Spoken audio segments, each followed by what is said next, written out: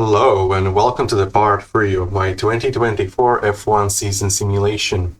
If you missed part 2, make sure to check that video before watching this one. And hopefully you will enjoy another simulation part. Here we are for round 3 of the 2024 Australian Grand Prix. So, shall get into it. Starting with the upgrade list, this is the first time we've seen a big upgrade. To name two teams which obviously have the big upgrade, you can see Haas and Aston Martin having the bigger upgrades, the bigger upgrade packages for themselves, with other teams having some few updates on their car as well. Most notably Mercedes having actually two. So we'll hopefully see some improvements from these teams as well. Okay, getting into Q1, which was very unexpectedly it was damp. It was drying up with weather conditions changeable. So this meant that it was those were very tricky conditions for the drivers, meaning unfortunately we had a three-way crash between Nico Hülkenberg, Daniel Ricciardo, and Max Verstappen, which ultimately meant Hülkenberg and Ricciardo couldn't set the lap time and will not take part in the next session, as well as Max. Unfortunately, Max will not be able to participate in the next session, which obviously means something exciting for those aboard of Max dominance, hopefully. Other than that, it was a very weird session with a lot of drivers improving. Obviously, drying up, the track became quicker every single lap, every single minute, basically.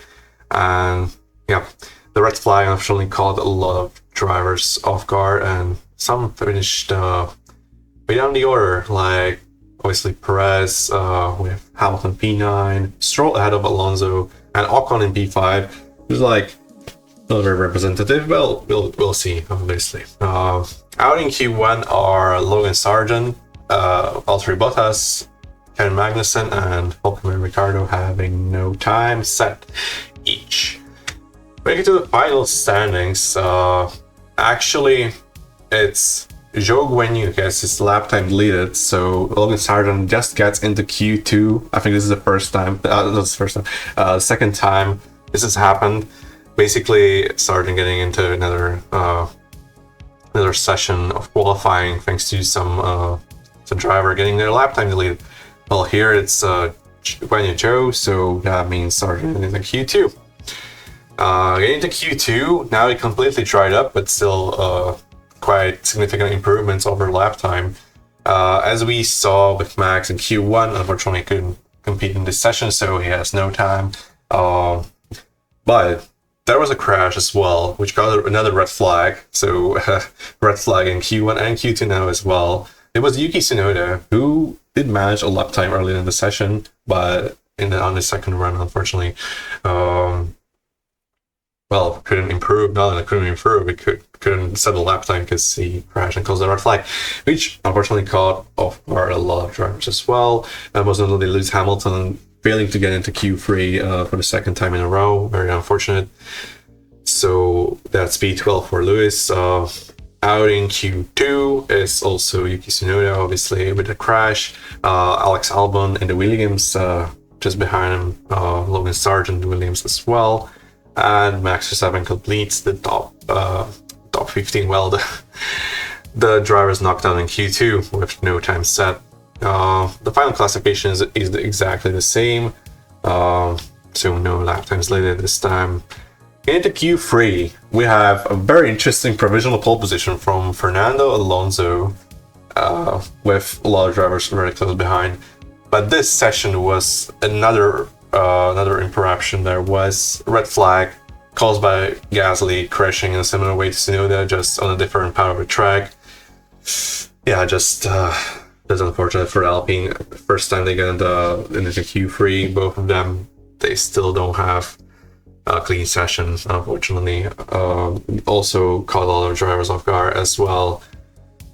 We have most notably Perez, Norris being quite far behind in terms of time behind the others, as the red flag didn't let them improve on their lap times on the, again, improving track in terms of grip and so on, thanks to the wet session in Q1.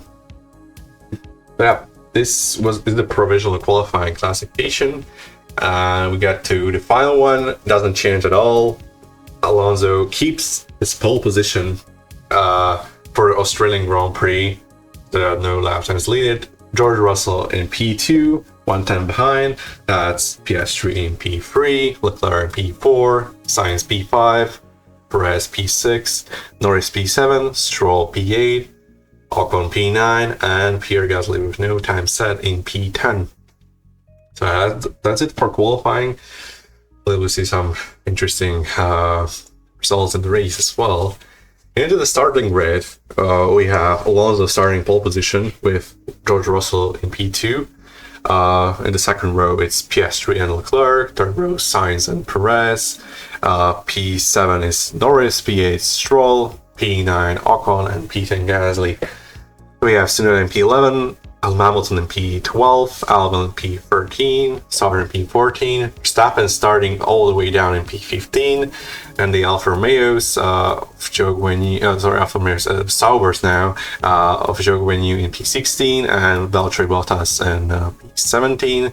Then it's actually Magnussen starting ahead of Hülkenberg for the first time in a while in P18, Hülkenberg P19, and Daniel Ricciardo with no time set in Q1, starting all the way down in P20. So as the starting grid, let's see what the race brought us this time. As we have another crazy race with a lot of interruptions, most notably, I'm gonna actually say the order of the things. So we have Norris, unfortunately, I think due to a reliability issue, the McLaren stopped on track, which caused a safety car, which shuffled the order. Then we had Gasly, who also DNF due to reliability issues, which caused a red flag, also shuffled the order as well. So then we have Zhou Guanyu DNFing due to a driver error. That was a crash, quite a big one, and also caused a red flag, which also shuffled the order. Then we have Daniel Ricciardo DNFing. That was due to his contact with Stroll as they were coming through the field. Contact with Stroll meant that Daniel Ricciardo unfortunately has to DNF from the damage, and Stroll getting the damage as well. And the last driver involved in some kind of incident is Esteban Ocon, who damaged his car during the Grand Prix, but I mean, if you look at this finishing position, doesn't look too bad, right? As for the finishing drivers, Carlos Sainz takes his third victory in Formula 1 from P5 on the grid. Very good result from Carlos, as it was looking very bad after round 2 in the Drivers' Championship. Getting 25 points for Carlos Sainz. Behind him, P2 for Oscar Piastri, who remained very high throughout the entire race. Unfortunately, couldn't really get that first win. Then it's Max Verstappen, who made up 12 positions and take the fastest lap on his way to the final podium spot in P3. It's unfortunately Alonso in P4, just missing out on the podium from pole position. 12 points for him. Then it's Esteban Ocon, who made up 4 positions from in qualifying grid spot with damage, managed to get a P5 finish, which is very good for Alpine overall, and for him as well, as he had an overall very good weekend. It's Yuki Tsunoda in P6, making up 5 positions from his P11 grid spot. Very good from the AlphaTauri driver as well. 8 points on the board. P7 is George Russell, who had another unlucky race, unfortunately, due to all the red flags and things. Could only finish P7, dropping down 5 positions, but still at least some points in the Constructors' Championship. And it's Charles Leclerc, the championship leader, only finishes P8, dropping down 4 positions from his P4 grid spot. Another driver caught up in the red flag chaos, but still double points finish for Ferrari. A lot of points actually, as we'll see later on in the World Constructors Championship. P9 for Checo Perez, dropping down 3 positions. Yeah, not really good considering Max started P15, managed all the way down to get to P3, and Perez from P6 on the grid only managed a P9. So another underwhelming result for Checo Perez. We have the Haas of Nico Hülkenberg in P10 from P19 on the grid, somehow managed to get points in the Haas. Very, very good drive from Nico Hülkenberg there. As we have Stroll in P11 from the damage with the contact with Ricciardo, unfortunately only a P11. We have P12 for Alex Albon, making 1 position, actually switching with Lewis Hamilton, who only managed a P13 from his P12 grid spot. Another driver called out with all the red flag chaos, unfortunately finished in the lower position than he started.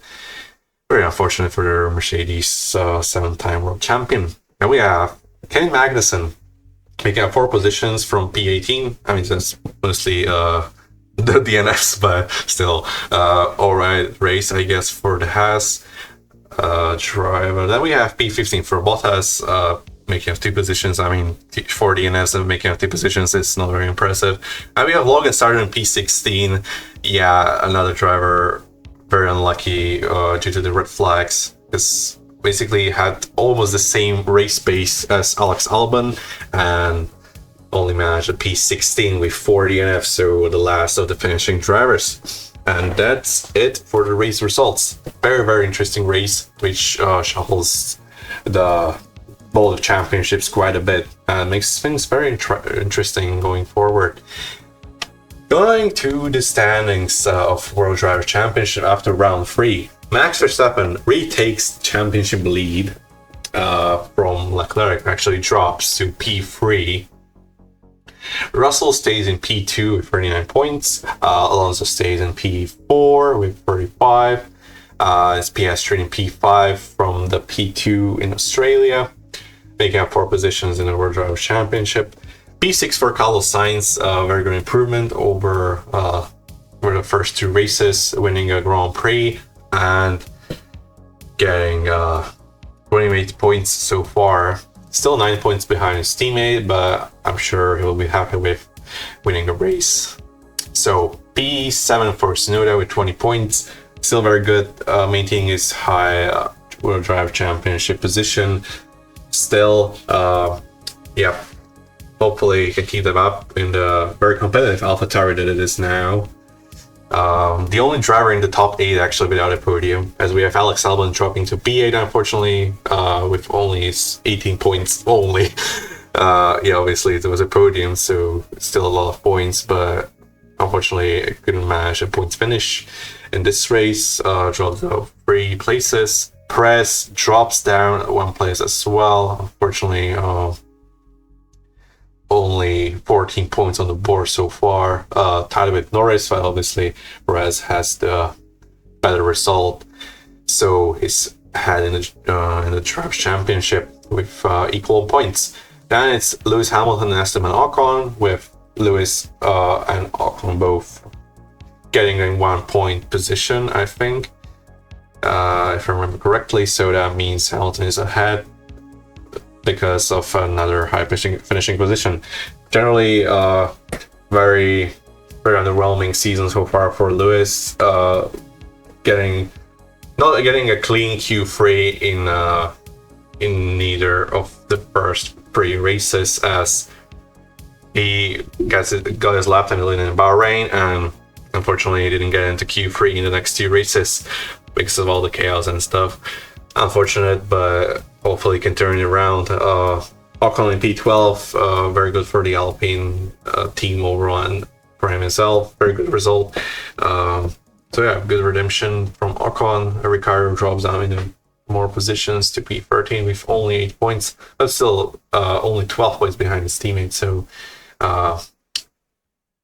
yeah, still decent or this early on. Hulkenberg with 1 point, jumping 4 positions in the World Championship. And then it's the rest with 0 points of Stroll P15, Joe P16, Sargent P17, Gasly P18, Magnussen P19, and Bottas in dead last. That's the World Drivers' Championship after round 3. Get to the constructors. That's here. It's actually Ferrari, which Ferrari lead the way after round 3 in the Constructors' Championship without any pole position is very, very strange, but exciting as well, seeing Ferrari in first in terms of Constructors. Once again, I think the last time we saw Ferrari in P1 Constructors was, I think, just before Spain 2022, basically the turning point in the World Drivers' Championship. Was same for Constructors as well, I think.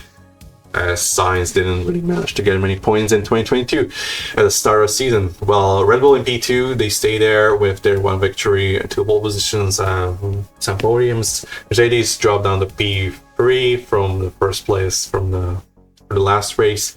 Still 49 points, so very closely matched between these 3 teams. McLaren also very close behind in P4 with 1 podium already for Oscar Piastri. Norris having a very slow start of the season, which is very not that Norris would have too many slow starts of the season, right? We have Aston Martin not that far behind in P5, AlphaTauri in P6 as well. They're all very close. It could very well change in the next 3 races quite a bit. Williams in P7 from the podium in Saudi Arabia from Albon. P8 for Alpine now, thanks to Ocon's points, thanks to Hulkenberg's 1 point, has moved up to P9, and Sauber failed to score so far, so unfortunately P10 with 0 points for the Sauber team. And that's the constructors after Australia.